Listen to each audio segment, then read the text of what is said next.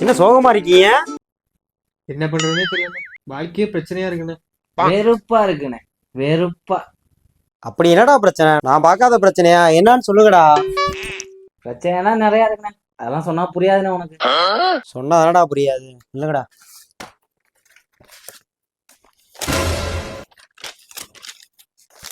உங்க பிரச்சனையெல்லாம் எழுதுங்க.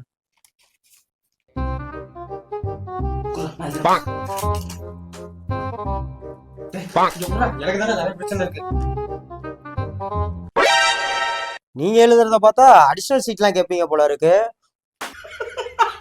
முக்கியமான பிரச்சனை மட்டும் என்கிட்ட சொல்லுங்கடா. அண்ணே, எனக்கு என்னோட ஆளால தானே பிரச்சனை. அண்ணே, எனக்கு ஆளே இல்லைன்னு தானே பிரச்சனை. இது என்ன இது? அரே நீ அப்பா, உனக்கு என்னடா ஆள் இல்லை என்னடா பிரச்சனை? டேய், உன் ஆளோட நம்பர் இவன்ட்ட குடுறா. நீ இப்ப பிரேக்கப் பண்ற, நீ பிக்கப் பண்ற. உங்களுக்கு வேற என்னடா பிரச்சனை? அதை எப்படி சொல்றதுன்னு தெரியலண்ணே. அண்ணன்ட்ட தானே சொல்ற, சொல்லு. 2 நாளா பாத்ரூம் சரியா வராது. 4 வாழைப்பழத்தை நறுக்குன்னு வாங்கி சாப்பிடு, எல்லாம் கிளியர் ஆயிடும். உனக்கு என்னடா பிரச்சனை? அண்ணே, எவ்வளவுதான் சாப்பிட்டாலும் உண்டாக மாட்டேங்கிறானே. எது? சே, உண்டாக மாட்டேங்கிறானே. இதெல்லாம் ஒரு பிரச்சனையாடா? நான் வந்த வேலையே மறந்துட்டேன்டா.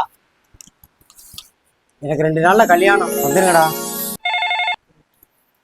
அம்மா, தம்பி, உன்னை பொண்ணு பார்த்துருந்தோம்ல, அந்த பொண்ணு ஓடி போயிடுச்சாப்பா. கடைசி வச்சு 90 சிக்குகளே நான் வந்து அண்ணே, கல்யாணத்துல கரிசோறு